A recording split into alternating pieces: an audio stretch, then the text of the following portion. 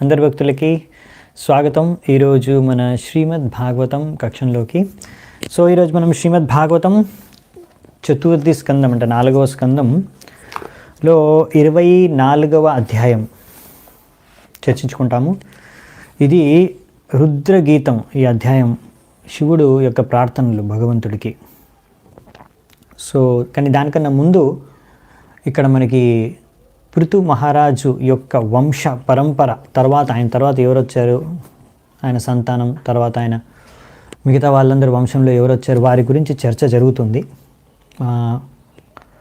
అది వాళ్ళ వంశంలో ఇంకా ఎవరెవరు వచ్చారు, ఏం చేశారనే విషయం ఈరోజు మనం చర్చించుకుందామంట.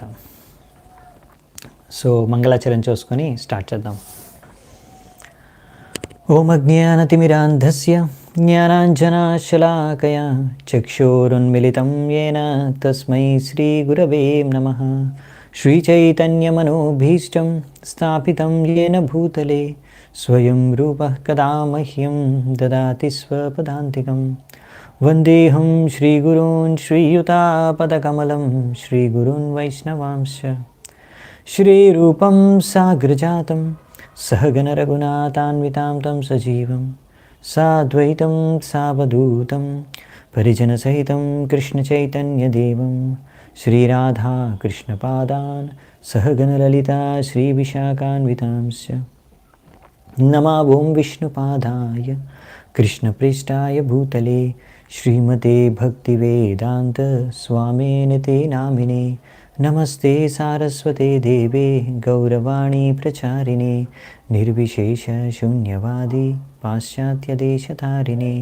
నమో మహావదన్యాయ కృష్ణప్రేమ ప్రదాయతే కృష్ణాయ కృష్ణచైతన్య నామినే గౌరద్విషే నమః. హే కృష్ణ కరుణా సింధు దీనబంధు జగత్పదే గోపేశ గోపికా కాంత రాధాకాంత నమోస్తుతే.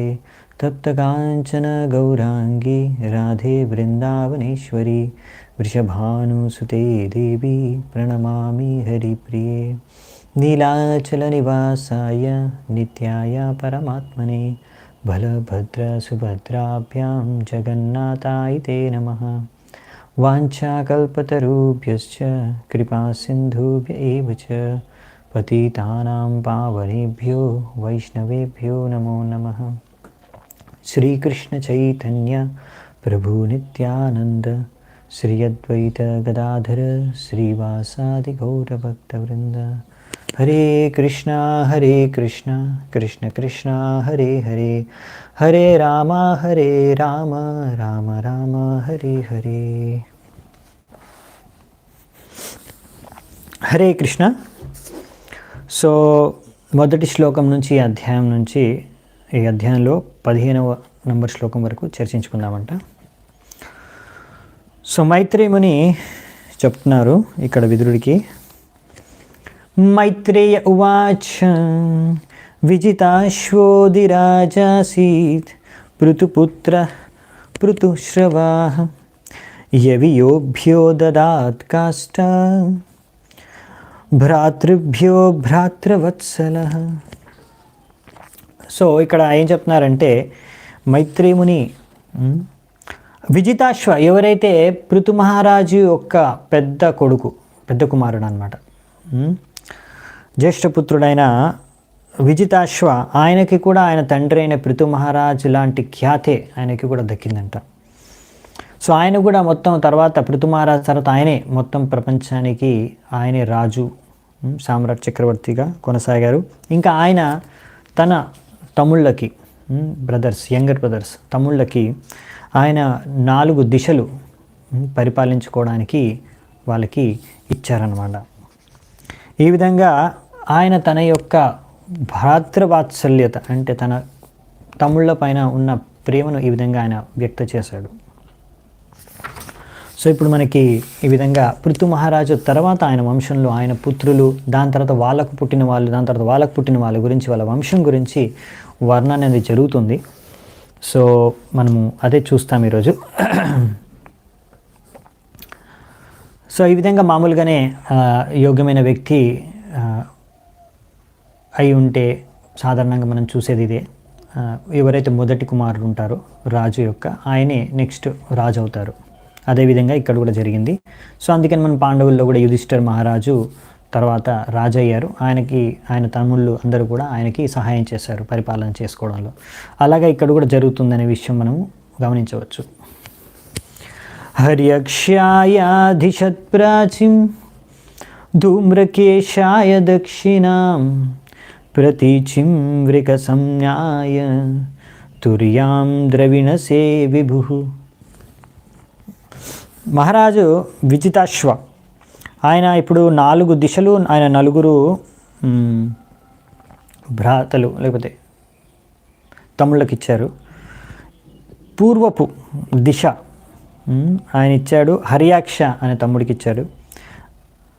దక్షిణం ధూమ్రకేశకి, పశ్చిమ దిశ వృక, ఇంకా ఉత్తరం ద్రవిణ, నలుగురికి 4 దిశలు ఇచ్చేశారు పరిపాలించుకోవడానికి. అంతర్ధానగతిం శక్రాల్ లబ్ధ్వాంతర్ధాన సంనితః అపత్యత్రయం ఆధత్త శిఖండిన్యాం సుసమ్మతం. సో దాని తర్వాత ఇక్కడ ఏం చెప్తున్నారంటే మహారాజు విజితాశ్వ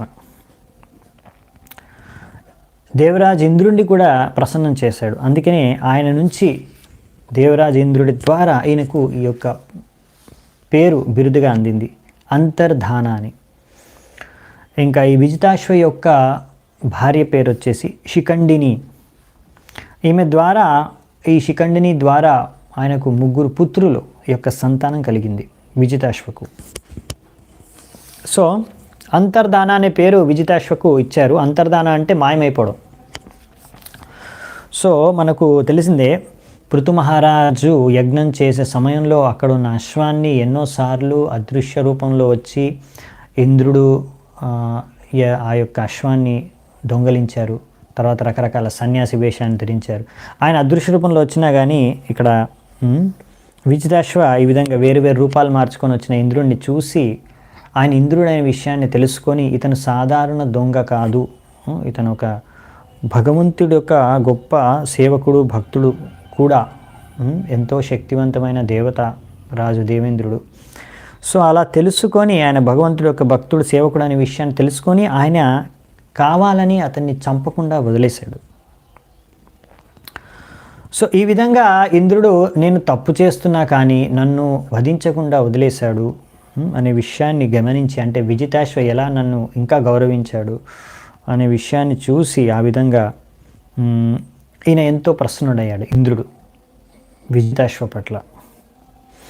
సో ఈ యొక్క సిద్ధి ఏదైతే ఆయనకుందో ఇచ్ఛానుసారంగా ప్రత్యక్షమవడం, మాయమైపోవడం, ఈ యొక్క సిద్ధిని ఆయన విజితాశ్వకు కూడా ప్రసాదించారు. సో ఆ విధంగా ఈ యొక్క సిద్ధి విజితాశ్వకు దక్కిందనమాట. అంతర్ధాన ఎప్పుడు కావాలంటే అప్పుడు ఆయన ఎక్కడి నుంచి అంటే అక్కడ అదృశ్యం అయిపోవచ్చు, ప్రత్యక్షం అయిపోవచ్చు అలా. సో అప్పటి నుంచి విజితాశ్వకు అంతర్ధాన అనే పేరు కూడా దక్కింది. పావకః పవమానశ్చ శుచిర్ ఇత్యగ్నయః పురా వశిష్ఠ శాపాదుత్పన్నాః పునర్యోగగతిం గతాః. ఇప్పుడు అంతర్ధనకి 3 కుమారులు కదా, ఆయన యొక్క భార్య శిఖండిని ద్వారా వారి పేర్లు వచ్చేసి పావక, పవమాన, ఇంకా శుచి. వీళ్ళు 3 పూర్వపు జన్మలో వాళ్ళు అందరూ కూడా అగ్నిదేవతలు అన్నమాట. కానీ వశిష్ఠుల యొక్క శాపగ్రస్తులై, వశిష్ఠుల యొక్క శాపం కారణంగా వాళ్ళు ఇప్పుడు ఇక్కడ మహారాజు అంతర్ధానకు 3 పుత్రుల రూపంలో వాళ్ళు జన్మించారు. కాకపోతే వీళ్ళు చాలా శక్తివంతమైన అగ్నిదేవతలు. అందుకనే తర్వాత మళ్ళీ వాళ్ళ యొక్క ఆ స్థానాన్ని వాళ్ళు వారి యొక్క యోగ సిద్ధి ద్వారా వాళ్ళకి లభించింది. మళ్ళీ వాళ్ళ తర్వాత తిరిగి ఆ అగ్ని దేవతలుగా వాళ్ళు మళ్ళీ పునర్స్థాపించబడ్డారు తర్వాత.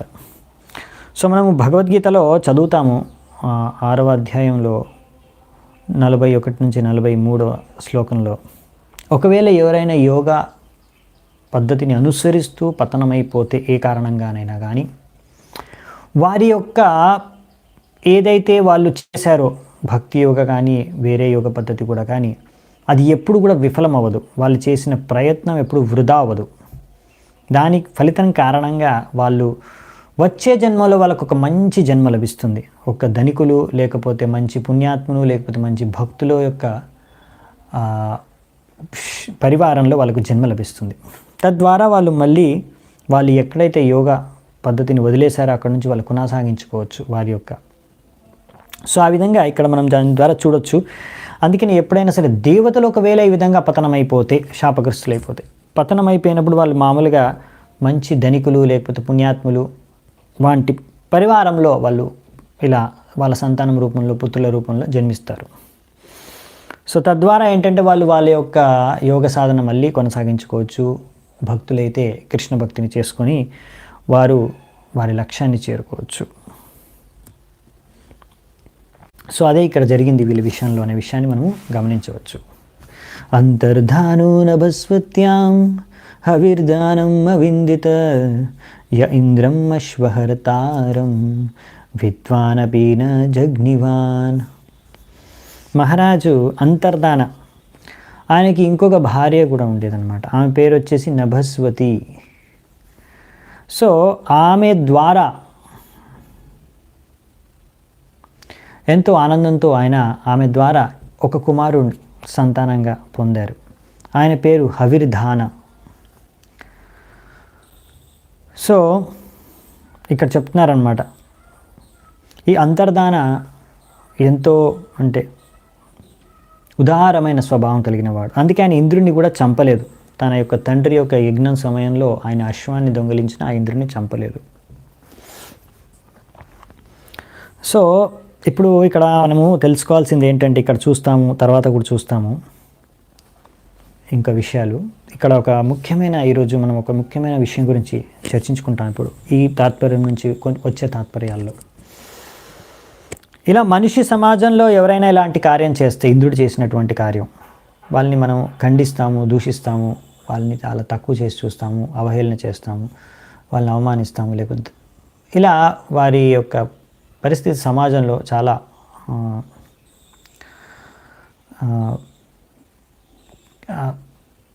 కష్టమైన పరిస్థితుల్లో వాళ్ళు పడిపోతారు.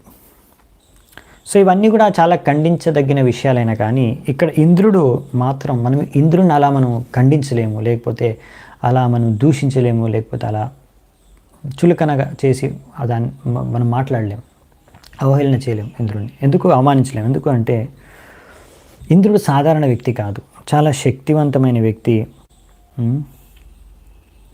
సో అందుకని అంతర్ధాన ఇంద్రుడిని అలా దొంగిలిస్తున్నా కానీ ఆయన్ని చంపకుండా వదిలేశారు. ఎందుకంటే ఈ విషయం అంతర్ధానకు తెలుసు, ఎవరైనా ఇంత శక్తివంతమైన ఇంకా మహాసేవకుడు, భగవంతుడి యొక్క గొప్ప సేవ చేస్తున్నాడు, ఇంకా చాలా శక్తివంతమైన వ్యక్తి, ఇంకా చాలా గొప్ప వ్యక్తి, అలాంటి వ్యక్తి ఎప్పుడైనా ఒకసారి తప్పు చేస్తే దానికి మనము అంతగా మనము ఒక సాధారణ వ్యక్తి తప్పు చేసిన విధంగా అతనితో మనం వ్యవహరించము. ఒకవేళ అలా ఒకసారి తప్పు జరిగిపోయినా కానీ ఒకవేళ ఆయన తన సేవ, భగవంతుడికి సేవ కొనసాగిస్తూనే ఉంటే అతన్ని మనం ఆ విధంగా ఒక సాధారణ వ్యక్తిని చూసిన విధంగా నీచంగా లేకపోతే ఆయనకి తక్కువ చేసి మనం చూడం, అవమానించం. సో ఎందుకు అంటే ఇది భగవద్గీతలో కూడా మనకు శ్లోకంలో చెప్పారు, అపీచేత్సు దురాచారో భజతే మామనన్యభాగ్ సాధురైవ సమంతవ్య సమ్యక్ వ్యవసితో హి సహ. ఒకవేళ ఒక వ్యక్తి ఈ విధంగా ఒక భక్తుడు అయి ఉండి కూడా ఒకవేళ ఎప్పుడైనా ఇటువంటి నీచమైన కార్యం కానీ పాపం కానీ పాపకార్యం కానీ చేస్తే అతను ఒకవేళ ఇంకా తనకి భగవంతుడిపైన అలాంటి శ్రద్ధతో భక్తి చేసుకుంటూ ఉంటే మాత్రం మనం అతన్ని ఇంకా సాధువుగానే మనము అతన్ని చూసి స్వీకరించాలి.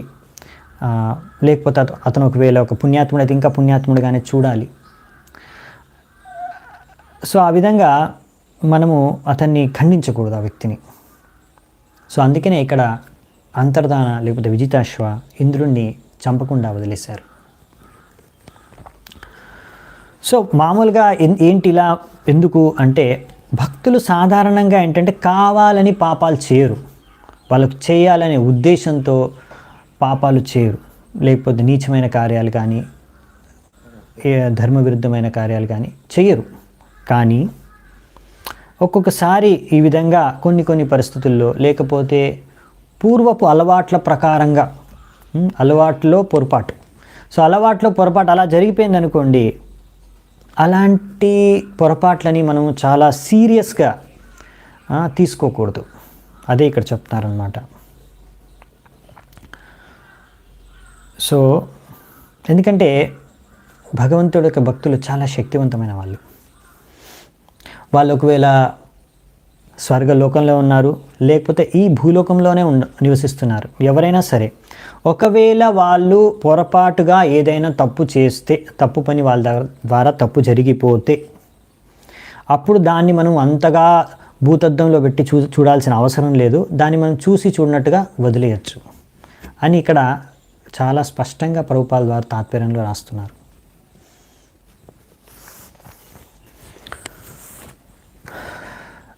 ఎందుకంటే మనం చూస్తాం కదా, ఇప్పుడు వాళ్ళు ఎందుకంటే వాళ్ళు ఇంకా భక్తి మార్గంలో ఉన్నారు కాబట్టి వాళ్ళు శుద్ధం అయిపోతారు. ఓకే, తప్పు జరిగిపోయింది, ఎందుకంటే వాళ్ళకి ఇంకా మొత్తం సంపూర్ణంగా శుద్ధం అవ్వలేదు, వాళ్ళు ప్రాసెస్లో ఉన్నారు. ఎలాగైతే ఒక వ్యక్తి సపోజ్ బురదలో పడ్డాడు అనుకోండి, మొత్తం బురద పడింది ఆయన మొత్తం, సో తర్వాత ఆయన స్నానం చేయడానికి పైన షవర్ కింద నించున్నాడు. సో షవర్ కింద నించినప్పుడు ఆయన మొత్తం తొలగిపోతుంది, కానీ అప్పుడప్పుడు అక్కడెక్కడైనా మీకు మురికి బురద కనిపించవచ్చు, మట్టి. సో అది చూసి మీరు అయ్యో ఇతని వేస్ట్, ఇతను ఇంకా కలుషితం అనుకుంటే లాభం లేదు. ఎందుకంటే మనం అందరం కూడా భక్తి చేసుకున్న వాళ్ళందరం కూడా అందరిలో అనర్థాలు ఉన్నాయి, మనం అందరం అనర్థాలతో పాటే మనం భక్తి చేసుకుంటున్నాం. ఇంకా మనం శుద్ధం అవుతున్నాం, మెల్లిమెల్లిగా అనర్థాలు వెళ్ళిపోతాయి, మెల్లిమెల్లిగా అవి తగ్గుతాయి. సో కానీ పూర్వపు అలవాట్ల ప్రకారం కానీ కొన్ని పరిస్థితుల్లో ఏదైనా పొరపాటు జరిగిపోతే ఈ అనర్థాల కారణంగా, సో అలాంటప్పుడు అలాంటి భక్తులు మనము ఖండించకూడదు. ఒకవేళ వాళ్ళు ఇంకా భక్తిలో ఉన్నారు, భక్తి చేసుకుంటూ ఉన్నారంటే ఈరోజు కాకపోతే రేపు వాళ్ళు శుద్ధమైపోతారు. కొంచెం సమయం పడుతుంది, కొంచెం సమయం తర్వాత వాళ్ళు శుద్ధ భక్తులు అయిపోతారు, ఒకవేళ వాళ్ళు భక్తి కొనసాగిస్తూనే ఉంటే. అందుకని ఆ విషయాన్ని మనం అర్థం చేసుకొని ఓకే, సో ఇటువంటి వాటిని చూసి చూడకుండా వదిలేసేయాలన్నమాట. అంత ఇంపార్టెంట్ కాదు ఇవి. రాజ్ఞాం వృత్తిం కరాధాన దండశుల్కాది దారుణాం మన్యమానో దీర్ఘసత్ర వ్యజేన విససర్జః. సో ఇక్కడ అంతర్ధాన ఆయనకి ఇప్పుడు ఆయన రాజు, సామ్రాట్, చక్రవర్తి, సో అందరి దగ్గర పన్ను వసూలు చేయాలి. సో ఎవరైతే కొంతమంది ప్రజల్ని ఎవరైతే వాళ్ళు ధర్మాన్ని నియమాలను ఉల్లంఘిస్తున్నారో లేకపోతే పాపాలు చేసిన వాళ్ళని దండించాల్సి వస్తుంది, కొంతమంది దగ్గర పన్ను వసూలు చేయాలి, కొంతమందికి ఫైన్ వేయాల్సి వస్తుంది. ఈ విధంగా ఒక రకంగా చెప్పాలంటే దండించవలసి వస్తుంది. శాసించడం అంటే అందులో ఎవరో ఒకరు తప్పులు చేస్తూనే ఉంటారు, ఏవో ఒకటి జరుగుతూనే ఉంటాయి, వాటిని సరిదిద్దుతూ ఉండాలి. దానికోసం కొంతమందిని మనం దండించాల్సి వస్తుంది, కొంతమందికి కష్టం ఇవ్వాల్సి వస్తుంది. సో ఇవన్నీ చేయడం అంతర్ధానకు నచ్చలేదనమాట, ఆయనకి ఇది చేయడానికి నచ్చలేదు. అందుకే అతను ఏమనుకున్నాడంటే ఇవన్నీ నేను ఇప్పుడు ఈ యొక్క కార్యం రాజుగా పరిపాలన నేను త్యాగం చేయాలి, ఈ శాసన నేను చేయను అని నిర్ణయించుకొని దీని నుంచి నేను రిటైర్మెంట్ తీసుకుంటాననేసి ఆయన డిసైడ్ చేసుకొని ఆ విధంగా తన రాజ పదవిని త్యాగం చేసి ఆయన ఇంకా తనను అన్ని రకాల యజ్ఞాలు చేయడంలో నిమగ్నమైపోయాడంట.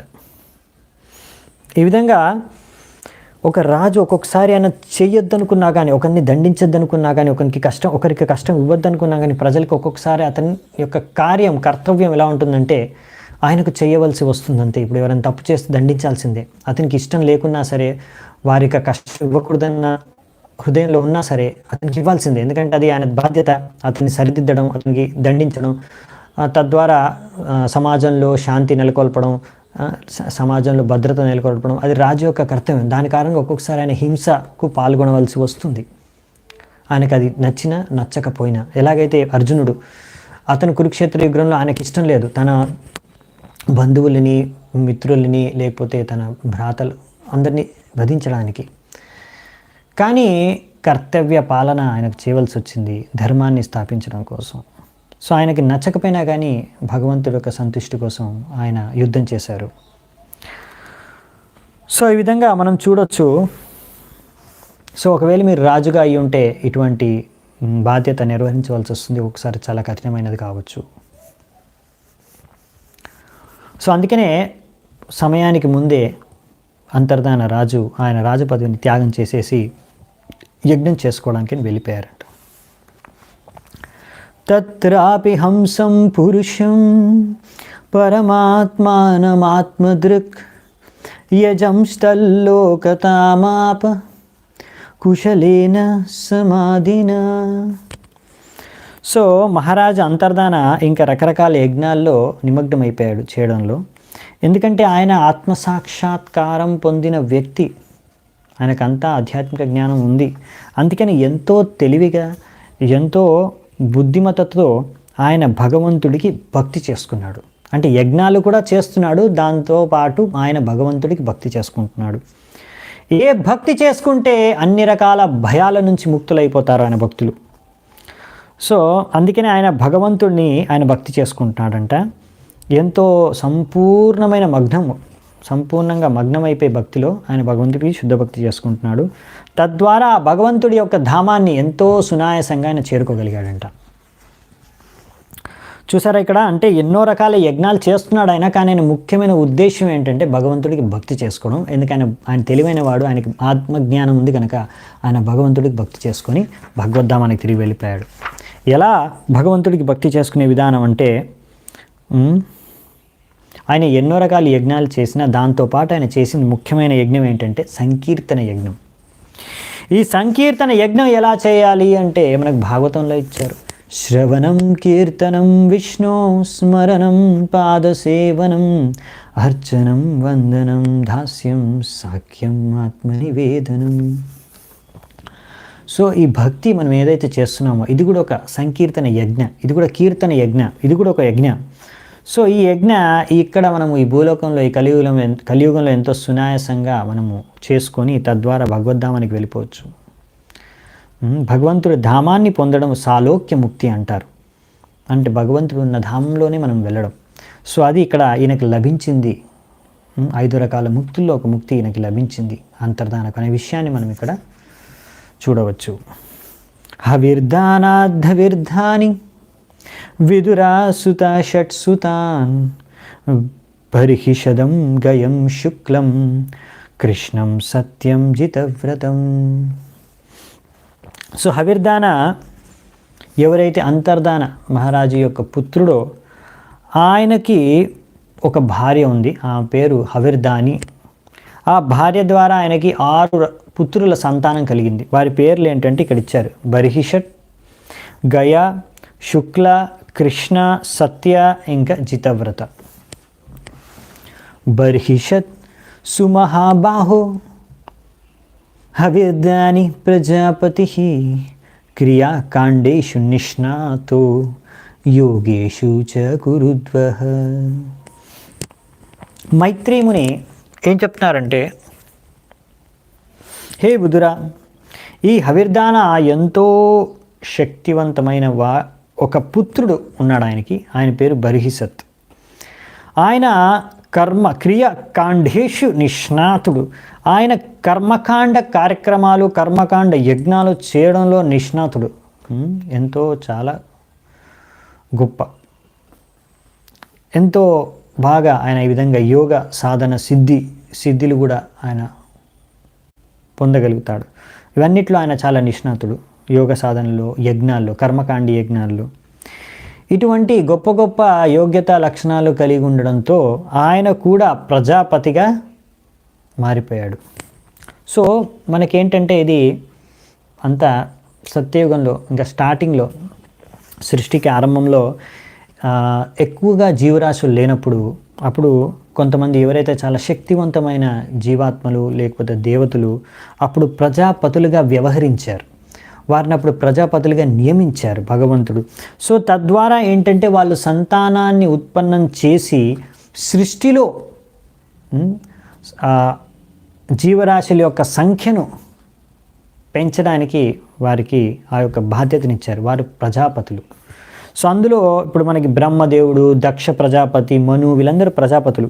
అలాగే ఇక్కడ బర్హిసత్ కూడా అలా ఒక ప్రజాపతిగా నియుక్తుడయ్యాడనే విషయాన్ని ఇక్కడ మనం తెలుసుకోగలుగుతున్నాం.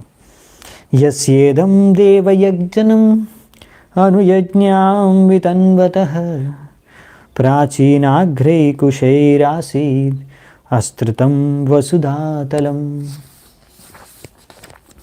మహారాజు బర్హిసత్ ఇలా ఎన్నో యజ్ఞాలు ఆయన చేశాడంట. సంపూర్ణ పృథ్వీ పైన ప్రతి చోట యజ్ఞాలు చేస్తూనే ఉన్నాడంట. ప్రతి చోట కుష గడ్డి ఉంటుంది కదా, దానిపైన యజ్ఞాలు చేస్తారు. యజ్ఞాలకు అవసరం పడుతుంది అది. సో అక్కడ అన్ని చోట్ల కుషాగ్రాస్ ఉందంట. అవన్నీ కూడా తూర్పు వైపు వాటి యొక్క టాప్స్ డైరెక్ట్ చేస్తూ పాయింటెడ్. క్రియాకాండేషు నిష్ణాత అంటే ఈ కర్మకాండలు చేయడంలో నిష్ణాతుడని ముందే చెప్పేశారు ఇక్కడ ఆయన గురించి పోయిన శ్లోకంలోనే. అంటే ఎంత నిష్ణాతుడు అంటే ఇక్కడ ఏం చెప్పదలుచుకున్నారంటే ఇలా మొత్తం పృథివీ అంతా కూడా కుశగ్రాసంతో నింపేశారంటే ఒక చోట యజ్ఞం పూర్తవగానే ఇంకో చోట యజ్ఞం మొదలుపెట్టేసేవారు. అంటే ఒక యజ్ఞం తర్వాత ఒక యజ్ఞం, ఇంకో యజ్ఞం తర్వాత ఇంకో, అలా కర్మకాండీయ యజ్ఞాలు ఎన్నో చేసేసారనమాట. ఒకటి తర్వాత ఒకటి, ఒకటి తర్వాత ఒకటి, ఒకటి తర్వాత ఒకటి. సో ఈ విధమైన యజ్ఞాలు ఇప్పుడు చేయడం చాలా సంభవం కాదు. ఇంకోటి ఏంటంటే ఇవన్నీ కర్మకాండీయ యజ్ఞాలు కూడా. సో అసలైన యజ్ఞం ఇప్పుడు చేయవలసింది ఏంటి అంటే ఈ సమయంలో, ఈ కాలంలో, కలియుగంలో పృథివీ పైన సంకీర్తన యజ్ఞం. తద్వారా అన్ని రకాల సమస్యలు దూరమైపోతాయి, అందరికీ ఆనందం కలుగుతుంది. ఈ సంకీర్తన యజ్ఞం చేయడం కూడా చాలా చాలా సులువు. హరే కృష్ణ హరే కృష్ణ కృష్ణ కృష్ణ హరే హరే, హరే రామ రామ రామ హరే హరే. సో ఈ హరే కృష్ణ మహామంత్రం జపించడం, కీర్తించడం, పాడడం, గానం చేయడం ఇదే సంకీర్తన యజ్ఞం. సో తద్వారా ఎవరైనా నవ్వుకుంటూ అవహేళనగా కూడా హరే కృష్ణ మహామంత్రాన్ని జపించిన వాళ్ళకి లాభం కలుగుతుంది అనే విషయాన్ని మనకు శాస్త్రాల్లో చెప్తున్నారు. ఈ యొక్క హరే కృష్ణ మహామంత్రం యొక్క శబ్దం ద్వారా, వాణి ద్వారా మొత్తం మన హృదయం అనేది శుద్ధమైపోతుంది. చేతో దర్పణ మార్జనం, క్లీన్ అయిపోతుంది, మన హృదయం శుద్ధమైపోతుంది. మనదే కాదు, ఎవరైతే పాల్గొంటారు ఈ హరినామ సంకీర్తనంలో, హరే కృష్ణ మహామంత్రం జపిస్తారు, వాళ్ళందరి హృదయాలు శుద్ధమైపోతాయి. ఇదే అన్నిటికన్నా ముఖ్యమైన విషయం. సో తద్వారా అందుకనే ఈ యొక్క సంకీర్తనం యజ్ఞం చేయడానికి ₹1 కూడా ఖర్చు అవుతుంది. ప్రతి ఒక్కరూ చేయొచ్చు. మీరు ఎక్కడుంటే అక్కడే చేసుకోవచ్చు.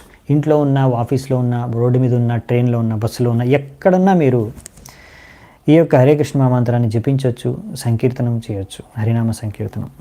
తద్వారా ఇలా ఒకవేళ ప్రతి ఒక్కరూ ప్రపంచంలో ఉన్న ప్రతి భూమిపైన ఉన్న ప్రతి ఒక్కరూ సంకీర్తనం చేస్తే అప్పుడు మొత్తం భూమిలో ఉన్న మొత్తం ఆనందం అనేది ప్రతి ఒక్క వ్యక్తి కూడా ఆనందాన్ని పొందగలడు. మొత్తం ప్రపంచం అంతా కూడా ఆనందంలో మునిగిపోతుంది. సో ఇది ఇక్కడ చెప్తున్నారన్నమాట. సాముద్రీం దేవోక్తాం ఉపయేమే శతధృతిం యాం వీక్ష్య చారు సర్వాంగిం కిశోరీం సుస్త్వలంకృతాం పరిక్రమంతే ముద్వాహే చకమేగ్నిషు కిమివ. సో మహారాజు బర్హిసత్ ఇప్పటి నుంచి మనము ఆయన్నే ప్రాచీన బర్హి అనే పేరుతో పిలువబడతాడు. ఇంకా భాగవతంలో ఈయన స్టోరీ ఈయనది ఇంకా చాలాసేపు జరుగుతుందండి. సో ఈయనది ఇంకా ఆయన కుమారుల యొక్క స్టోరీ మనము ఇంకా కొన్ని అధ్యాయాల్లో 4వ స్కందంలో చర్చించుకుంటాము. సో రాబోయే అధ్యాయాల్లో, రాబోయే శ్లోకాల్లో ఈ బర్హిసత్ రాజునే మనం ప్రాచీన బర్హి అని కూడా పిలుస్తాము. సో మనం ప్రాచీన బర్హి అంటే బర్హిసత్ ఒకరే వ్యక్తి. సో ఈ విధంగా బ్రహ్మదేవుడి యొక్క ఆజ్ఞానుసారంగా ఆయన సముద్రము యొక్క పుత్రి అయిన శతధృతిని వివాహం చేసుకున్నాడంట. ఆమె ఎంత సౌందర్యవంతురాలంటే ఎన్నో మంచి లక్షణాలు, ఆమె శరీరం ఎంతో సౌందర్యవంతంగా ఉండేది. ఇంకా ఆమె ఎంతో యవ్వన వయసులో ఉందన్నమాట. ఆ సమయంలో ఆమెని వివాహం చేసుకున్నాడు.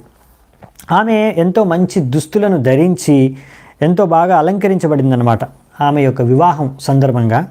సో ఆ వివాహం సందర్భంగా ఆమె అగ్నికి ప్రదక్షిణలు చేస్తున్నప్పుడు అగ్నిదేవుడు కూడా ఆమెను చూసి ఆకర్షితుడైపోయాడు, ఆమె యొక్క సాంగత్యం కోరుకున్నాడు. సో ఎలాగైతే ముందు అతను ఒకసారి అగ్నిదేవుడు అలాగే శుకి అనే స్త్రీ పట్ల కూడా ఆకర్షితుడైపోయాడు. సో ఇక్కడ మనకు కొన్ని విషయాలు తెలుస్తున్నాయి. ఏంటంటే ఈ విధంగా వివాహం సమయంలో స్త్రీ ఎవరైతే పెళ్లి కూతురో ఆమెకు బాగా మంచి దుస్తులు ధరిస్తారు, ఆభరణాలు ధరిస్తారు, మంచి మేకప్, ఇంకా చాలా డెకరేషన్ చేస్తారు. ఎందుకు అంటే అలా ఆ విధంగా ఆ సమయంలో ఆమెను అలా అందంగా తయారు చేస్తారు. తద్వారా ఏంటంటే ఇలా 7 సార్లు అగ్ని చుట్టూ పరిక్రమ చేసిన తర్వాత ఇలా వధువు అంటే పెళ్ళికొడుకు ఇంకా పెళ్ళికూతురు ఒకరినొకరు చూసుకున్నప్పుడు వాళ్ళు ఒకరికొకరు ఆకర్షితులైపోతే దాని తర్వాత వివాహం జరిగితే ఇంకా ఆకర్షణ ఇంకా పెరుగుతుంది. తద్వారా వాళ్ళు జీవితాంతం అలా ఉండొచ్చు ఎంతో చక్కగా కలిసి. సో అందుకే శ్రీమద్ భాగవతంలో మామూలుగానే మనిషి ఒక వ్యక్తి పురుషుడు స్త్రీ పురుషుడి పట్ల ఆకర్షణ అనేది ఆల్రెడీ ఉంది. ఒకవేళ ఇంకా వాళ్ళు బాగా శృంగారం, ఇంకా బాగా డెకరేషన్, ఇంకా బాగా అందంగా అలంకరించుకుంటే ఇంకా తొందరగా ఇంకా బాగా ఆకర్షితులైపోతారు. తద్వారా ఏంటంటే అలా ఇద్దరి మధ్యలో ఆకర్షణ ఉంటేనే వివాహం జరిగినప్పుడే అప్పుడు వాళ్ళిద్దరూ కలిసి మళ్ళీ సంసారం చేయగలరు. తర్వాత అప్పుడు ఆకర్షణ కారణంగానే, ఆసక్తి కారణంగానే ఆ వ్యక్తి ఆమె కోసం ఇల్లు కట్టడం, దాని తర్వాత ఇక్కడ మనకి మామూలుగా ఏంటంటే ముందు పొలం పనులు చేసుకున్నారు కాబట్టి ఆమె కోసం మంచి పొలం పనులు చేయడం, ఇంకా ఆ విధంగా మంచి సంతానం ఉత్పన్నం చేయడం, తద్వారా మెల్లిమెల్లిగా పుత్రులు, దాని తర్వాత బంధువులు అలా పెరుగుతూ ఏంటంటే ఈ సంసార బంధనంలో సంపూర్ణంగా మునిగిపోయి ఉండగలుగుతాడన్నమాట వ్యక్తి. సో ఈ విధంగా ఇది నాది, ఇది నా భార్య, నా పిల్లలు, నా ఇల్లు, నా సంపత్తి, నా ధనము, ఈ విధంగా ఇదే భావనలో మునిగిపోయి ఒక వ్యక్తి ఇంకా సంపూర్ణంగా ఎంతో కష్టపడి సంసారాన్ని పాలిస్తూ పోషిస్తూ ఈ జీవితంలో మొత్తం మునిగిపోతాడనమాట. సంసార జీవితంలో, భౌతిక జీవితంలో ఇంకా మోహమాయలో మునిగిపోయి ఉంటాడనమాట. సో ఇదన్నమాట మొత్తం విషయం. సో ఇంకొక విషయం ఇక్కడ మనము ప్రభుపాల ద్వారా చర్చించింది ఏంటంటే, ముందు అగ్నిదేవుడు ఇలాగే శుకిం పట్ల కూడా, ఆమె సౌందర్యత పట్ల కూడా ఆకర్షితుడైపోయాడు అని, ఆమెను కూడా కోరుకున్నాడు అని. సో ఈ విధంగా ఈమె శుకి ఎవరంటే సప్తర్షి యొక్క భార్య. సో ఒకసారి ముందు ఇలాంటి ఒక సమావేశంలో ఆయన సప్తర్షి భార్య అయిన శుకి పట్ల కూడా ఆకర్షితుడైపోయాడు, ఆమె సౌందర్యం పట్ల. ఎప్పుడైతే ఆమె కూడా ఈ విధంగానే అగ్నికి ప్రదక్షిణలు చేస్తుందో ఆ సమయంలో, సో ఆ సమయంలో అగ్నికి ఆల్రెడీ ఒక భార్య ఉంది, ఆమె పేరు స్వాహ. సో అప్పుడు స్వాహ ఏం చేసిందంటే ఈ విషయాన్ని గమనించి అగ్ని ఇలా శుకి పట్ల ఆకర్షితుడైపోతున్నాడని ఆమె శుకి యొక్క రూపాన్ని ధరించి అగ్నితో సాంగత్యం చేసిందనమాట. సో ఈ విధంగా ఆమె అగ్నితో మైథునంలో పాల్గొంది. సో ఈ విధంగా అగ్ని దేవుడే మాత్రం కాదు, ఇంద్రుడు కూడా ఇలా చాలాసార్లు, ఎన్నోసార్లు, లేకపోతే బ్రహ్మదేవుడు, శివుడు కూడా ఇలా ఎంతో ఉన్నతమైన దేవతలు కూడా ఇలా కామము, ఇలా మైథునము చేయడం పట్ల ఆకర్షితులు అవ్వగలరు, ఏ సమయంలో అవ్వచ్చు. సో ఈ కామవాసన అనేది ఎంత ప్రబలమైందంటే, సో ఈ యొక్క ఆకర్షణే ఈ యొక్క భౌతిక ప్రపంచాన్ని నడుపుతుంది. ఈ ఆకర్షణ కారణంగానే ఒక వ్యక్తి ఈ భౌతిక ప్రపంచంలో ఉండిపోతాడు. సో ఇది ఎంత శక్తివంతమైందంటే దీని కారణంగానే మొత్తం ఒక వ్యక్తి ఈ ఆకర్షణ కారణంగానే ఈ మైథునంలో పాల్గొనే వివిధ రకాల శరీరాలని పొందుతూ ఈ జన్మమృత్యు జరా వ్యాధి చక్రంలో తిరుగుతూనే ఈ భౌతిక ప్రపంచంలో తిరుగుతూనే ఉన్నాడు. సో ఈ ఆకర్షణ ఎంత శక్తివంతమైనది ఇంకొక శ్లోకంలో కూడా వర్ణిస్తున్నారు.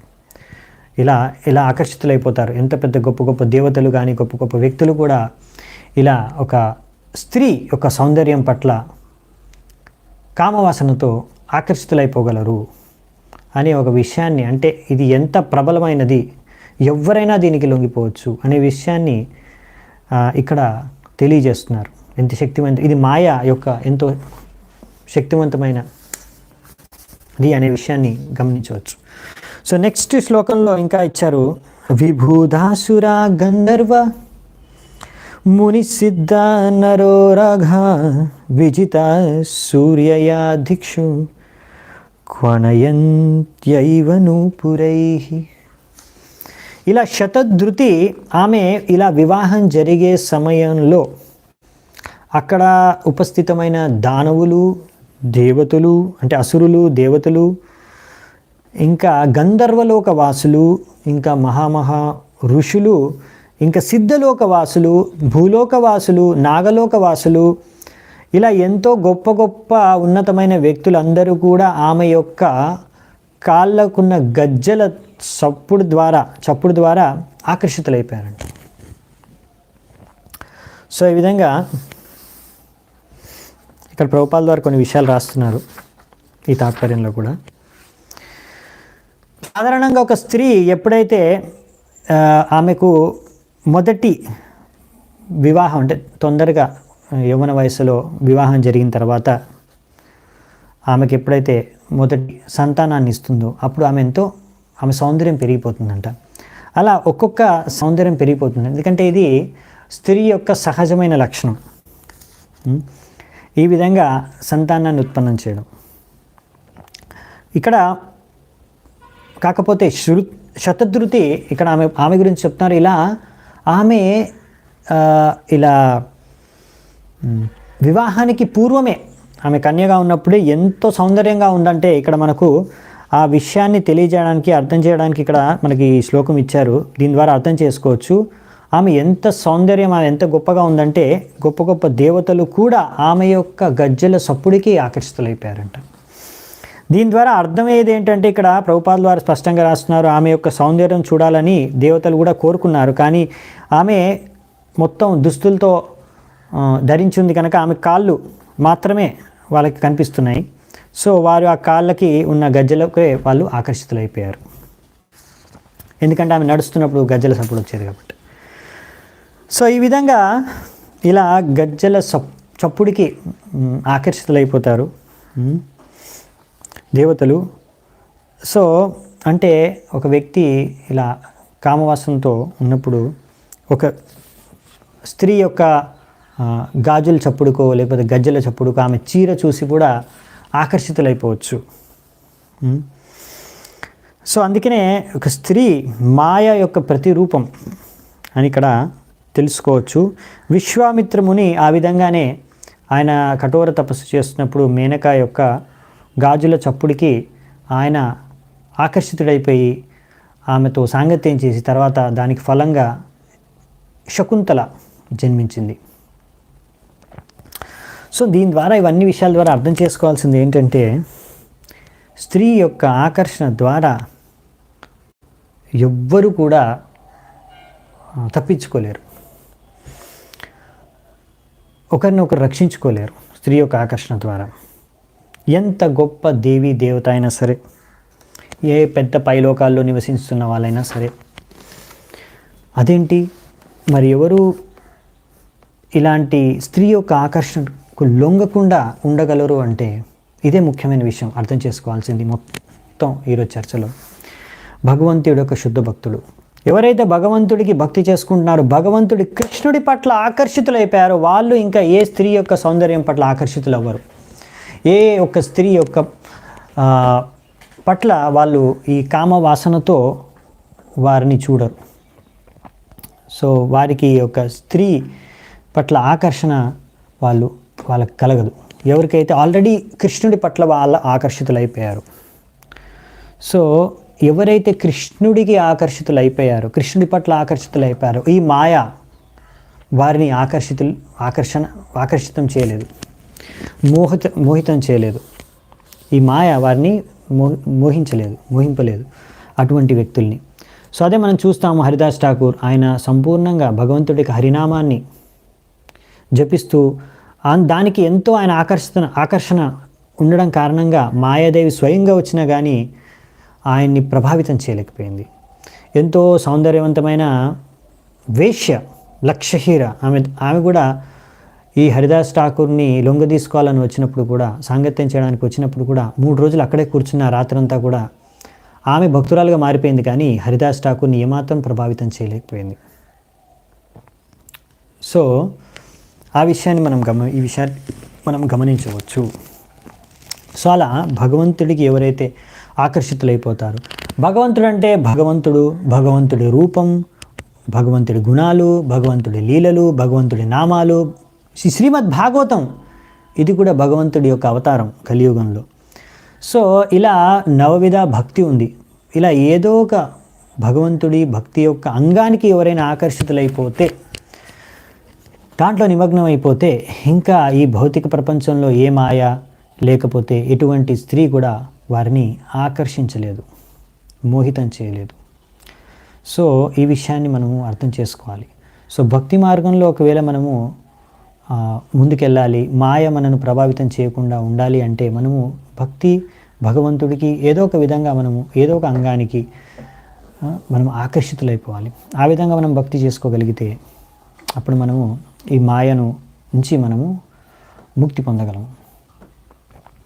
ప్రాచీన బర్హిషః పుత్రాః శతధృత్యాం దశాభవన్ తుల్యనామావృతా సర్వే ధర్మస్నాతా ప్రచేతసః. ఇక్కడ ఏం చెప్తున్నారంటే, ఈ ప్రాచీని బర్హి తన యొక్క భార్య అయిన శతధృతి గర్భం నుంచి ఆయనకు 10 మంది సంతానం పుట్టారు, పుత్రులు. వారి పేరే ప్రచేతలు. ఈ 10 మంది ప్రచేతాస్ వీళ్ళందరూ కూడా ధర్మస్నాత అంటే ధర్మపరాయణులు. వీళ్ళందరూ కూడా ధర్మాన్ని అనుసరించే సంతానం, అందరూ 10 మంది కూడా సమానంగా. ఇది వీరి గొప్పతనం అన్నమాట. వీళ్ళు చక్కగా ధర్మాన్ని అనుసరించే వ్యక్తులు సంతానంగా ఈ యొక్క ప్రాచీని బర్హి తన యొక్క భార్య ద్వారా పొందారంట. సో ఇంతకుముందు చర్చించుకుంది కూడా మనము అదే విషయము ఏంటంటే, ఇది అందుకనే ఒకవేళ ఒక వ్యక్తి ధర్మాన్ని అంటే అనుసరిస్తూ భగవంతుడికి భక్తి చేసుకోలేకపోతే, శుద్ధ భక్తి చేసుకోలేకపోతే, అతను ఎంత గొప్ప దేవి దేవత అయినా సరే, ఎంత శక్తివంతమైన వ్యక్తి అయినా సరే, ఈ ప్రపంచంలో కానీ పైలోకవాసులైనా సరే, వాళ్ళు స్త్రీ సౌందర్యానికి లేకపోతే ఈ యొక్క మాయకు మోహితులైపోతారు, లొంగిపోతారు. స్త్రీ యొక్క సౌందర్యాన్ని లేకపోతే ఈ యొక్క మైథునం పట్ల ఆకర్షితులైపోతారు. సో ఇది సారం అన్నమాట. ఎందుకంటే దేవతలు ఎందుకలా మరి అయిపోతున్నారంటే, దేవతలు కూడా వాళ్ళు శుద్ధ భక్తులు కాదు అనే విషయాన్ని మన ప్రభుపాదులు ఎన్నో చాలా స్పష్టం చేసేసారు. కావచ్చు వాళ్ళు శుద్ధ భక్తి చేసుకోవచ్చు, వాళ్ళకి అవకాశం ఉంది, ఆ అవకాశం ప్రతి ఒక్కరికి ఉంది, మీకు మాకు అందరికీ ఉంది, అలాగే దేవతలకు కూడా ఉంది. కానీ వాళ్ళు ఒకవేళ శుద్ధ భక్తి చేసుకోకపోతే, వాళ్ళకి ఇంకా భౌతిక కోరికలు ఉంటే, ఎవరికైనా సరే, మీకు మనకైనా సరే, ఇందులోంచి నేర్చుకోవాల్సిన విషయం అది మనకు. ఒకవేళ మనకి ఇంకా భక్తి చేసుకుంటూ, ఇప్పుడు దేవతలు కూడా భగవంతుడి యొక్క భక్తులే, వాళ్ళు దేవతలు కూడా భగవంతుడి యొక్క భక్తులే, మరి ఎలా వాళ్ళు ఇలా మాయమోహితులు అయిపోగలరు అంటే, ఎవరైనా అయిపోవచ్చు. భక్తుల్లో ఎన్నో రకాలు ఉంటారు. ఒకవేళ మీరు శుద్ధ భక్తి చేసుకుంటే, అన్యాభిలాషిత శూన్యం జ్ఞాన కర్మాద్యనావృతం ఆనుకూల్యేన కృష్ణానుశీలనం భక్తిరుత్తమం. సో ఉత్తమమైన భక్తి, అసలైన ఉత్తమమైన శుద్ధ భక్తి అంటే అన్యాభిలాషిత శూన్యం, ఎటువంటి వేరే అభిలాష లేకుండా. ఇప్పుడు చాలామంది దేవతలకి ఏంటంటే వాళ్ళకు కొన్ని ఆశలు ఉన్నాయి, పదవి పట్ల లేకపోతే ఆ యొక్క శక్తుల పట్ల, సిద్ధుల పట్ల వారికి కొంచెం ఆకర్షణ, వాళ్ళకి ఇంకా ఆసక్తి ఉందన్నమాట. అందుకని మనం చూస్తాము, తన పదవిని కాపాడుకోవడం కోసం ఇంద్రుడు ఎన్నోసార్లు ఎన్నో రకాల వేషాలు, ఎన్నో రకాల పాపాలు, ఎంతోమంది స్త్రీలతో అసభ్యంగా వ్యవహరించడం కానీ ఇలాంటివి చాలా జరుగుతూ ఉంటాయి. ఎందుకు అంటే వారికి ఉన్న ఆకర్షణ పదవి పట్ల, ఇలా ఏదో ఒక భౌతిక ఆకర్షణ, భౌతిక ఆసక్తి ఉంది. దాంతోపాటు మీరు భక్తి చేసుకుంటున్నారంటే చాలా మటుకు ఎప్పుడో అప్పుడు మళ్ళీ ఇటువంటి తప్పులు చేసే సంభావన ఉంటుంది. కానీ మనం ఒకవేళ అర్థం చేసుకొని మనము శుద్ధ భక్తి చేసుకోగలిగితే, అప్పుడు ఇలాంటి ప్రలోభాలకి, మాయ యొక్క ప్రలోభాలకి, స్త్రీ ప్రలోభాలకి ఎవరు గురి కాకుండా ఉంటారు. ఓకే. సో ఇప్పుడు ప్రాచీన బర్హి ఆయన తన యొక్క భార్య శతధృతి యొక్క గర్భం నుంచి 10 మంది సంతానాలు ధర్మపరాయణులైన ప్రచేతలకు జన్మనిచ్చారు. పిత్రాధిష్ట ప్రజా సర్గే తపసేర్ణవన్ ఆవిశన్ 10 వర్ష సహస్రాణి తపసార్చం తపస్పతిం. సో ఈ ప్రచేతలు తన తండ్రి యొక్క ఆజ్ఞ ప్రకారం ఆయన తండ్రి చెప్పారు, మీరు వివాహం చేసుకొని సంతానాన్ని ఉత్పన్నం చేయండి అని. సో దానికి వాళ్ళు ఏం చేశారు, మరి వెంటనే వివాహం చేసుకొని సంతానం ఉత్పన్నం చేయలేదు. ముందు ఏం చేశారు, వాళ్ళు సముద్రంలోకి ప్రవేశించి సముద్రం లోపలికి వెళ్ళి సముద్రం కింద నీళ్ళ లోపల వాళ్ళు 10,000 సంవత్సరాల వరకు కఠోరమైన తపస్సులు చేశారంట.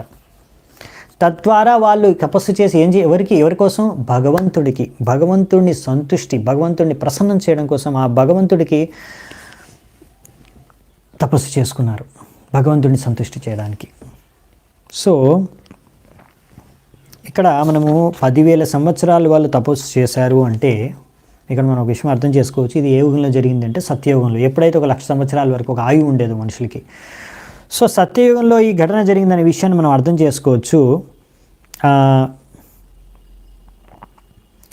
ఇంకొకటి ఏంటంటే, ఈ విధంగా ఎవరైనా తపస్సులు చేయాలనుకుంటే, కఠోరమైన తపస్సులు కానీ వ్రతాలు కానీ పాటించాలనుకుంటే అవన్నీ కూడా భగవంతుడిని పొందడానికి, భగవంతుడిని సంతుష్టపరచడానికి, భగవంతుడి యొక్క కృపకు పాత్రలు అవ్వడానికి మాత్రమే చేయాలి. ఒకవేళ మీరు మీ యొక్క కఠోరమైన తపస్సుల ద్వారా భగవంతుడు సంతృష్టి చెందకపోతే, భగవంతుడు కృప మీకు పొందకపోతే, భగవంతుడి సంతుష్టి కోసం కాకపోతే అవన్నీ వృధా. అటువంటి తపస్సులు, అటువంటి వ్రతాలు దేనికి పనికిరావు అన్నమాట. దానికి ఏ విలువ లేదు అనే విషయాన్ని మనం గమనించాలి. సో మరి మీరు అడగొచ్చు, మనకెలా తెలుస్తుంది భగవంతుడు మనం చేసే తపస్సు ఇంకా మనం చేసే వ్రతాల వల్ల సంతృష్టి చెందుతున్నారంటే, భగవంతుడు యొక్క ప్రతినిధులు, ఆయన మీ గురువులు, ఆధ్యాత్మిక గురువులు ఒకవేళ మీరు చేసే కార్యాల ద్వారా సంతృష్టి చెందుతున్నారంటే భగవంతుడి సంతృష్టి చెందినట్టు. యస్మిన్ తుష్టిం జగత్తుష్టిం, యస్య ప్రసాదాత్ భగవత్ ప్రసాదం. అవునా? సో చాలా సులువు అన్నమాట తెలుసుకోవడం. మీరు వెళ్ళి మీ గురువుని అడగచ్చు, మేము చేసే ఈ కార్యాల ద్వారా మీరు ప్రసన్నులేనా అని, సంతుష్టి అని మీకు. సో ఒకవేళ ఈ విధంగా మనం అర్థం చేసుకోవాల్సింది ఏంటంటే, ఇక్కడ ప్రభుపాలు అదే రాస్తున్నారు, భగవంతుడిని సంతృప్తిపరచని ఎటువంటి కార్యాలైనా సరే, ఎటువంటి తపస్సులైనా సరే దానికి ఏ విలువ అర్థం పర్థం లేదు అని. ఎందుకంటే భగవంతుడు కృష్ణుడే భోక్తారాం యజ్ఞ తపసాం సర్వలోక మహేశ్వరం సుహృదం సర్వభూతానాం జ్ఞాత్వా మాం శాంతిం వచ్చతి. భోక్తారాం యజ్ఞ తపసాం, అన్ని యజ్ఞాలకి భోక్త ఆ శ్రీకృష్ణుడు మాత్రమే. అందుకే ఆయనను సంతృప్తిపరచడానికి ఎటువంటి యజ్ఞమైనా, ఎటువంటి వ్రతమైనా, ఎటువంటి తపస్సు అయినా చేయాలి. అలా ఇంకొక విషయం ఏం చెప్పారంటే శ్రీమద్ భాగవతంలో, అహో బతశ్వ పచతో గరీయాన్ యజ్జిహ్వాగ్రే వర్తతే నామ తుభ్యం తే పుస్తపస్తే జుహుషష్ణురార్య బ్రహ్మానుచుర్నామ గృణంతి ఏతే. సో ఈ యొక్క కలియుగంలో ఒకవేళ ఒక వ్యక్తి హరే కృష్ణ మహామంత్రము జపించడం జరుగుతుంది అంటే ఆ వ్యక్తి ఆల్రెడీ అన్ని రకాల యజ్ఞాలు, తపస్సులు, తీర్థస్థలాల యొక్క దర్శనాలు, అన్ని నదుల్లో స్నానాలు, అన్ని రకాల తపస్సులు, వ్రతాలు, పూజలు, పునస్కారాలు అన్నీ చేసేసారు అనే విషయం అర్థం చేసుకోవాలి. ఎందుకంటే అంత ముఖ్యమైనది ఈ హరే కృష్ణ మహామంత్రాన్ని జపించడం. భగవంతుడి నామాన్ని జపించాడంటే ఆ వ్యక్తి ఆల్రెడీ అన్ని రకాల తపస్సులు, అన్ని రకాల వ్రతాలు పూర్తి చేశాడంతే. ఆ విషయాన్ని మనం గమనించాలి. ఆయన అంత ఉన్నతమైన వ్యక్తి అనే విషయాన్ని గమనించాలి. సో ఈ చైతన్య మహాప్రభు మనకి ఇచ్చింది అదే, ఈ మహామంత్రాన్ని, హరే కృష్ణ మహామంత్రాన్ని జపించమని చెప్పారు. అందుకని తద్వారానే ఒక వ్యక్తి పరమ సిద్ధిని పొందగలడు, పరమ ధామానికి వెళ్ళగలడు. సో ఈ విధంగా ఎన్నో రకరకాల తపస్సులు, వ్రతాలు, ఇవన్నిటికన్నా ముఖ్యమైనది ఏంటంటే హరే కృష్ణ మహామంత్రాన్ని జపించడం. ఈ ముఖ్యంగా ఈ కలియుగంలో ఒకవేళ ఏ వ్యక్తి అయినా ఈ హరే కృష్ణ మహామంత్రాన్ని జపించట్లేదు అనుకోండి, ఇంకా ఎందుకంటే ఈ హరే కృష్ణ ఈ కలియుగంలో మనకి ఇచ్చిన ఒక మంచి ఉపాయం ఏంటంటే, మీరు హరే కృష్ణ మహామంత్రం జపించడం ద్వారా మీకు అన్ని రకాల యజ్ఞాలు, తపస్సులు అన్ని చేయడం, అన్ని ఫలితం దక్కిపోతుంది. ఇది వాస్తవం. సో అటువంటి ఇంత సులువైన విధిని మనం ఒకవేళ అనుసరించలేకపోతే, హరినామాన్ని జపించలేకపోతే, హరికృష్ణ మహామంత్రాన్ని జపించలేకపోతే, ప్రభుపాల్ వారు అంటున్నారు, అటువంటి వ్యక్తులు మనం అర్థం చేసుకోవచ్చు ఈ మాయా ద్వారా మోహితులు అయిపోయారు. వాళ్ళ యొక్క బుద్ధి అంతా కూడా మాయ ద్వారా మోహితమైపోయింది అనే విషయాన్ని మనం అర్థం చేసుకోవచ్చు అని చెప్తున్నారు ఇక్కడ.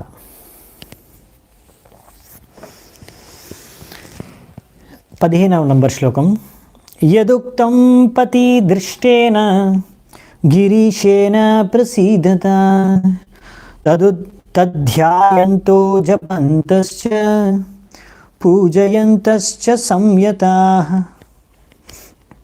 ఈ విధంగా ప్రాచీన బర్హి యొక్క పుత్రులందరూ కూడా ఎప్పుడైతే వాళ్ళు గృహాన్ని త్యాగం చేసి తపస్సులు చేయడానికనేసి వెళ్తున్నారో అప్పుడు వాళ్ళకి శివుడు కలిశాడు. శివుడు తన యొక్క కృప ద్వారా వాళ్ళందరికీ పరమ సత్యం గురించి బోధించారు. తద్వారా ప్రాచీన బర్హి పుత్రులైన ప్రచేతలు వాళ్ళందరూ కూడా ఈ శివుడు ఇచ్చిన ఆదేశాలు పైన ధ్యానం చేసుకుంటూ ఎంతో శ్రద్ధతో భగవంతుడి యొక్క నామాల్ని జపిస్తూ వాళ్ళందరూ కూడా తపస్సు చేసుకున్నారంట. సో దీని ద్వారా మనకు అర్థమయ్యే విషయం ఏంటంటే, స్పష్టంగా మీకు ఒకవేళ ఏ తపస్సులు వ్రతాలు చేయాలనుకున్నా కానీ స్పష్టమయ్యేది ఏంటంటే, ఎటువంటి మీరు భక్తి మార్గాన్ని భక్తిలో ఏం చేయాలనుకున్నా కానీ మీరు మీ యొక్క ఆధ్యాత్మిక గురువుల యొక్క నిర్దేశానుసారంగా చేయాలి. మీకు ఇష్టం వచ్చినట్టు కాదనమాట. అదే ఇక్కడ చెప్తున్నారు. సో ఇక్కడ మహారాజ్ ప్రాచీన బర్హి ప్రభుపాల్ వారు రాశారు తాత్పర్యాలు, అందుకే చదవండి ప్రభుపాల్ వారి తాత్పర్యాలు, మీకు స్పష్టమవుతుంది భక్తి ఎలా ప్రాక్టీస్ చేయాలనే విషయాన్ని తెలుసుకుంటారు. లేకపోతే ప్రతి ఒక్కరు ఇష్టం వచ్చినట్టు చేసుకుంటారు, తర్వాత ఎన్నో సమస్యలు, మానసిక సమస్యలు ఎన్నో ఇరుక్కుంటారనమాట. వాళ్ళు మనశ్శాంతి లేదు, ఎందుకంటే ఇష్టం వచ్చినట్టు చేసుకుంటున్నారు భక్తి. ఏ గురువును అనుసరించట్లేదు. ఒక గురువు దగ్గరికి వెళ్ళి ఆయనకు శరణాగతులయ్యి మనం వాళ్ళని అడిగి వాళ్ళు ఏం చెప్పారో అది మనం పాటిస్తే మన జీవితం ధన్యమైపోతుంది. మనకి ఇష్టం వచ్చినట్టు చేసుకుంటే మాత్రం ఏమీ జరగదు. చాలా స్లో ప్రోగ్రెస్ ఉంటుంది, కొంచెం కొంచెం. సో ప్రాచీన బర్హి అందుకే ఇక్కడ చెప్తున్నారు క్లియర్గా, ప్రాచీన బర్హి యొక్క పుత్రులైన ప్రచేతులకి ఒక మహా అవకాశం ఏంటంటే జరిగిందంటే, శివుడు స్వయంగా ఆయన యొక్క కృప వాళ్ళకి లభించింది. శివుడు ఇక్కడ స్వయంగా వారికి ఆదేశాలు ఇచ్చారు. అంటే ఇక్కడ శివుడే వారి యొక్క ఆధ్యాత్మిక గురువుగా మారిపోయారు. వాళ్ళకి ఆధ్యాత్మిక గురువు ఎవరు? స్వయంగా శివుడే. సో ఈ శివుడు ఈ 10 మంది ప్రచేతలను తన శిష్యులుగా స్వీకరించి వాళ్ళందరికీ కూడా ఎలా భగవంతుడిపైన ధ్యానం చేసుకోవాలా, భక్తి చేసుకోవాలో దాని గురించి సరైన శిక్షణలు వాళ్ళకి ఇచ్చారన్నమాట. తద్వారా వాళ్ళ జీవితంలో సక్సెస్ పర్ఫెక్ట్ అవ్వడానికి. సో ఇది మనము జీవితంలో విజయం సాధించడానికి సూత్రం. ఏంటి సూత్రం? ఈ విధంగా ఎప్పుడైతే మనము మన గురువు దగ్గర నుంచి దీక్ష పొందుతామో, తర్వాత గురువుల దగ్గర నుంచి మనకు ఆదేశాలు అందుతాయి. తర్వాత ఆ ఆదేశాల్ని మనం అంటే శిష్యుడు నిస్సంకోచంగా ఈ గురువు యొక్క ఆదేశాన్నే వాళ్ళు ఎప్పుడైతే పాటించడానికి పాటిస్తారో అప్పుడు ఇంకా ఏ విషయాల ద్వారా విచలితం అవ్వకుండా గురువు యొక్క ఆదేశాన్నే వాళ్ళ జీవిత లక్ష్యంగా చేసుకొని పాటిస్తారో అదే జీవితంలో విజయం, ఆధ్యాత్మిక జీవితంలో విజయం సాధించడానికి సూత్రం. సక్సెస్, సీక్రెట్ ఆఫ్ సక్సెస్ అని ప్రభుపాల్ ద్వారా రాస్తున్నారు. ఇది ప్రభుపాల్ ద్వారా తన సొంతంగా చెప్పట్లేదు.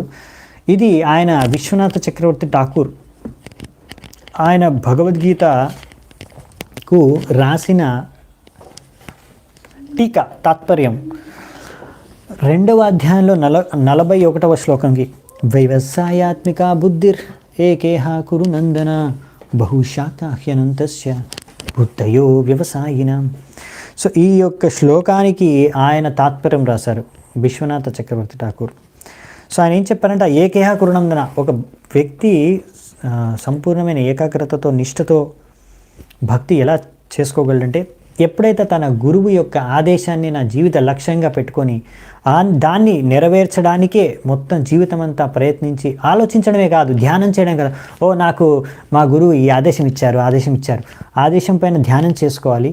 గురువు ఇచ్చిన ఆదేశాలు స్మరించుకోవడమే కాకుండా దాన్ని ఎలా మనం జీవితంలో అనుసరించాలి అనే విషయాన్ని గురించి ఆలోచించడమే కాకుండా అనుసరించాలన్నమాట. దానికి కావాల్సిన ప్రయత్నం చేయాలి.